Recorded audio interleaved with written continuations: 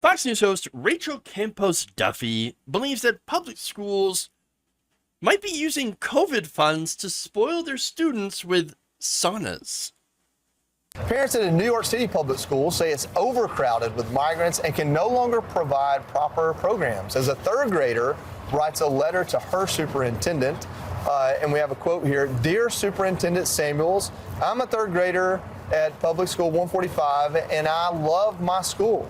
I have been there since pre-K. This year, we lost our library, music room, and STEAM room, and I'm happy that we have a lot of new kids, but it's not okay that we don't have enough space. Please work with our school to help us get more space this year." And that's exactly what I expect from an 8-year-old. No hate in their heart whatsoever, but they're pointing to a problem, which is, hey, if you're going to invite a whole lot of more people here, we got to have somewhere to have school.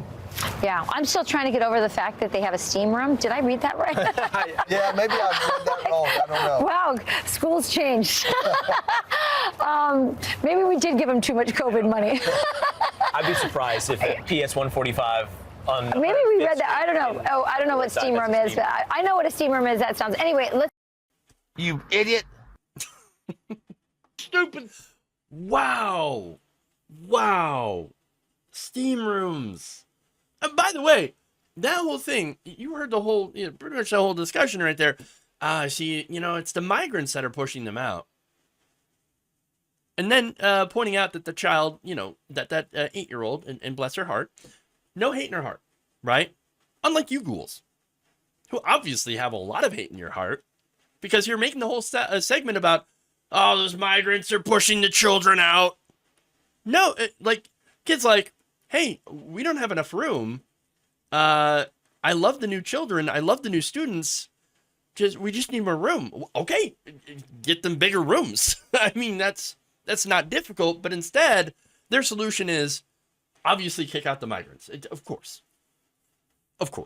Now, let's get to the stupid. All right. Where did this woman get the idea that COVID money was spent on steam rooms or saunas? Well, I mean, for one, she's not very bright. I think that's pretty simple. But okay, maybe the word steam room threw her off. Now, what does STEAM stand for? In the school context, it stands for science, technology, engineering, arts, and mathematics. STEAM.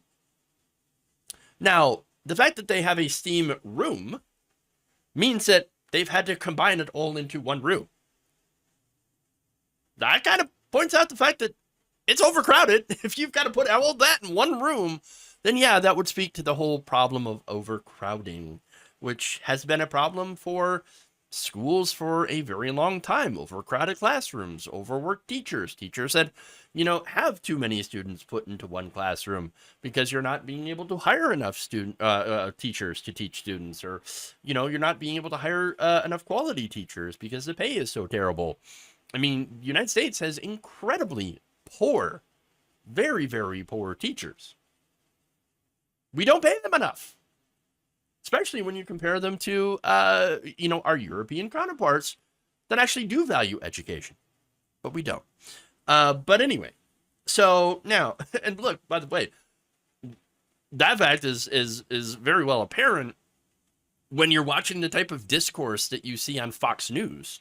That did our public schools, oh, they failed so many people because they're not funded. They're not funded. Okay, anyway. So now let's get to COVID funding. She said, oh, we must have given them too much COVID funding. Now, let's talk about the debt ceiling deal for a minute. There's about $30 billion in unspent COVID relief funds from a variety of federal programs that are being clawed back by this debt ceiling deal if it gets signed into law. So now many of this funding, again, is COVID era, and basically it was there to help schools in mainly disadvantaged areas, but again, mainly schools help to recover from COVID and do some updates and upgrades and things to like air ventilation and all that stuff. So now, none of this money went to building saunas. I'm just saying, none of it. Now, let me give you an example of one school district and show you what they were actually doing with this. Now, the Detroit public school system received a lot of federal funding from federal COVID relief programs. So what they did with it is that they funded after-school enrichment programs to help students recover from learning that was lost during the pandemic. One of those programs is an after-school debate team, which I think is fantastic. Again, not only are you teaching children about debate, but you're also giving them a program and keeping them off the streets and out of trouble. That's brilliant. That's wonderful. And it is helpful. And it also helps with things like critical thinking. Now, there is money that is unspent.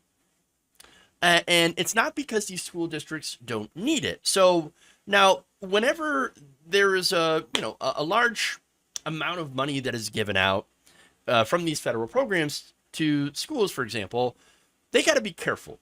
And they know this. And so they're like, we want new programs, we want new, funding, we want to do some things, but we also want to make sure that whatever we do with the money is sustainable, because we know that federal money is not going to be there forever. So we're going to set up sustainable programs, and also we're going to do the things that, like repairs and updates to our ventilation systems, et cetera, but we're not going to go crazy. So they've been trying to find ways to spend this money effectively and to set up something, again, that was sustainable. Now, one of the issues they've run into is not the fact that they can't find things to spend it on, it's the fact that they have deadlines. And they can't just spend all this money at once. And so there's these deadlines that if you don't use the money, then you lose it. But they're afraid of setting up programs and spending all this money and then having those programs hit a fiscal cliff and get yanked away.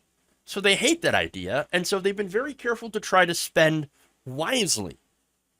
As Bridge, Michigan explains, the state's highest poverty districts, which receive by far the most funding per student, are taking the longest to spend the funds amid supply chain disruptions and a tight labor market. Those are the other issues too.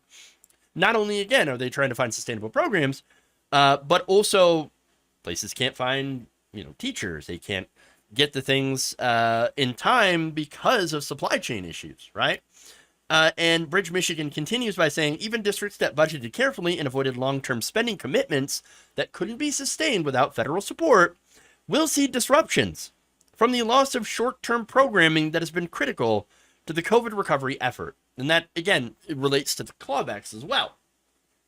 So, in reality, public schools have been, again, very, very careful about not misspending or misappropriating federal COVID relief money.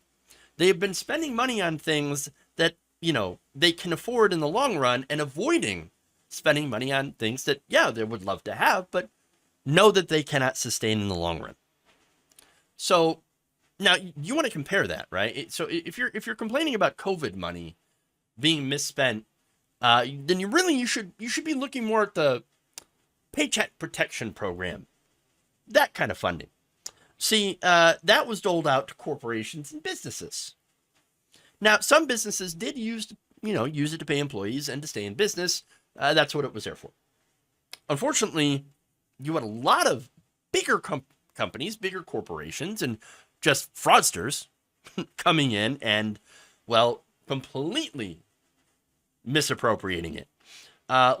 They did billions of dollars in stock buybacks and then fired a lot of people. A lot of stories of that. In fact, it's estimated that around $100 billion of the more than $800 billion in Paycheck Protection Program loans were actually fraudulent because there was very little oversight. And again, you had a lot of businesses that took this money that didn't actually need it and used it to enrich themselves, the executives.